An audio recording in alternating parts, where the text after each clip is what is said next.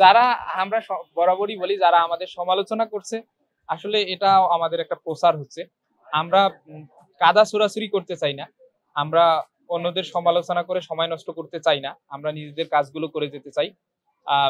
আচরণবিধি লঙ্ঘন না হওয়ার পরেও যারা আমাদের বিভিন্ন বিষয় নিয়ে খুঁটি খুঁটি সমালোচনা করার চেষ্টা করছে তাদেরকেও আমরা ধন্যবাদ জানাই, কারণ তারা নিজেদের প্রচারণায় সময় ব্যয় না করে আমাদের প্রচারণায় সময় ব্যয় করছে বলে আমরা মনে করি।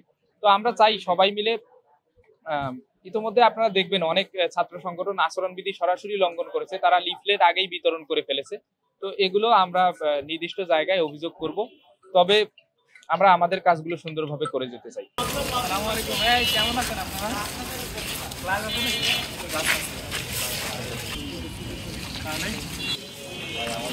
করেনি না এখনো। হ্যাঁ ভাই, একটা গান ধরেন ভাই। ওই গানটা আর পাইস তো একজন চমক ওইটা থাকো ভাই।